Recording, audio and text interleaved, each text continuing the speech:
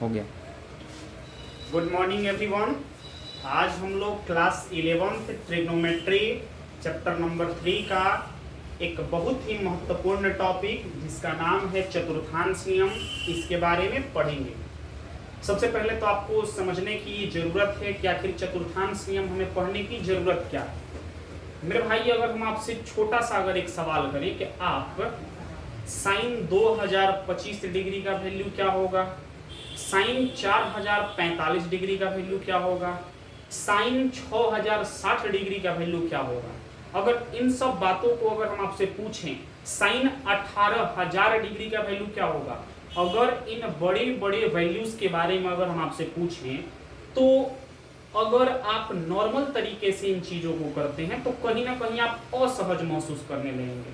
लेकिन आप विश्वास रखिए कि अगर आप चतुर्थांश नियम को बेहतर तरीके से समझ लेते हैं तो आने वाले ये जो प्रश्न है इनको आप बिना पेन उठाए आसानी से कर सकते हैं। अब इसको समझने के लिए एक बात हमारा आप समझ लीजिए ध्यान से कि अगर आप चतुर्थांश नियम को समझना चाहते हैं तो इसके लिए हम आपको 3 वीडियो प्रोवाइड करेंगे। ये जो फर्स्ट वीडियो हमारा होगा चतुर्थांश नियम का बेसिक होगा। मेरे भाई, किसी भी चीज के बेसिक को समझना काफी जरूरी होता है, अदरवाइज अगर आप डायरेक्ट चतुर्थांश नियम को पढ़िएगा तो इससे कहीं ना कहीं आपको असहजता महसूस होने लगेगा। तो आइए शुरू करते हैं चतुर्थांश नियम। ये फर्स्ट वीडियो में हम लोग चतुर्थांश नियम का बेसिक पढ़ेंगे।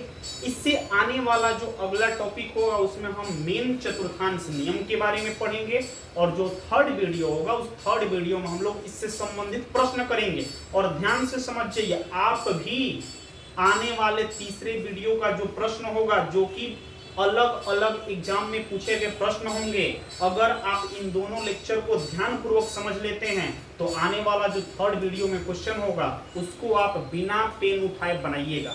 अगर आप मेरे बात को समझ गए होंगे तो आइए शुरू करते हैं चतुर्थांश नियम का बेसिक।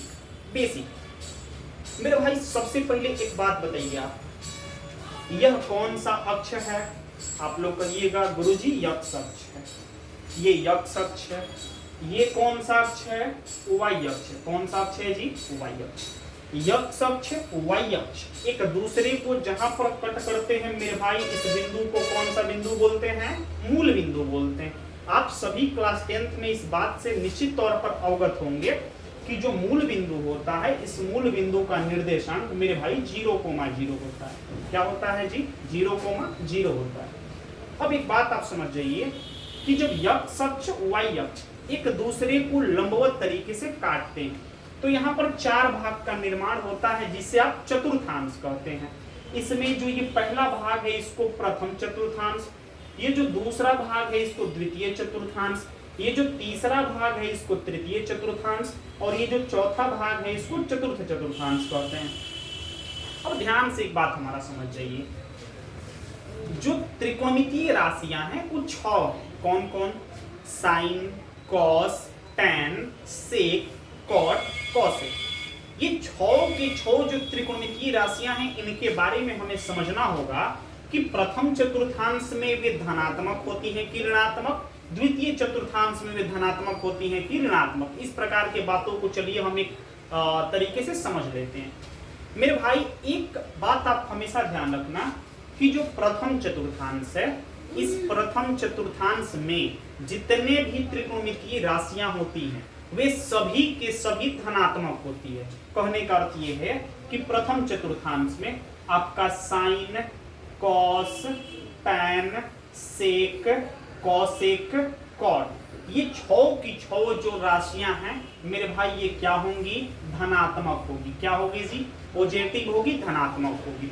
अगर आप द्वितीय चतुर्थांश की बात कीजिएगा तो इस द्वितीय चतुर्थांश में आपका साइन और उसका उल्टा कॉसेक। साइन का उल्टा क्या होता है? कॉसेक। तो मेरे भाई, दूसरा चतुर्थांश में साइन और एक उसका उल्टा कॉसेक, ये दोनों का दोनों क्या होगा जी? धनात्मक होगा। दोनों का दोनों क्या होगा? धनात्मक। इन दोनों के अलावे अन्य जो 4 राशियां हैं, कॉस, सेक, कॉट, टैन, ये चारों का चारों क्या होगा? निगेटिव होगा, ऋणात्मक होगा। अर्थात द्वितीय चतुर्थांश में साइन और उसका उल्टा कॉसेक धनात्मक और बाकी सब जो है, बाकी सब क्या होगा मेरे भाई, ऋणात्मक होगा, निगेटिव होगा। थर्ड चतुर्थांश की अगर आप बात कीजिएगा तो थर्ड चतुर्थांश में tan और एक उसका उल्टा मेरे भाई cot, ये दोनों का दोनों धनात्मक होता है और बाकी जो चार अन्य त्रिकोणमितीय राशियां हैं वे क्या होती हैं, ऋणात्मक होती हैं, निगेटिव होती हैं।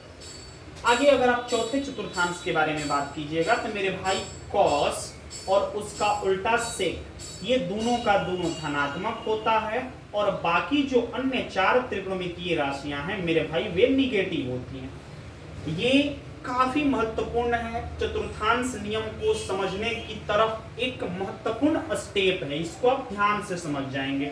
अगर इसको याद रखना है तो इसके लिए ट्रिक भी आप क्लास 10th में भी पढ़े होंगे, ऑल स्कूल टू कॉलेज। मेरे भाई ट्रिक क्या है, all school to college, all school to college.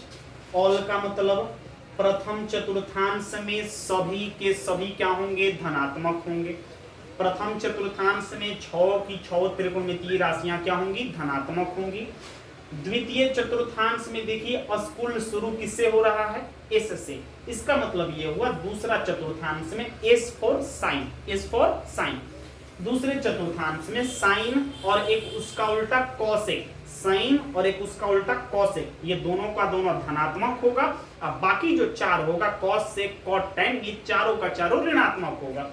तीसरे चतुर्थांश में 2 शुरू हो रहा है, 2 से, टी से, टी फॉर टैन, टैन और एक उसका उल्टा कॉट, ये दोनों की दोनों जो होगा वो धनात्मक होगा। अब बाकी जो चार होगा वो ऋणात्मक होगा।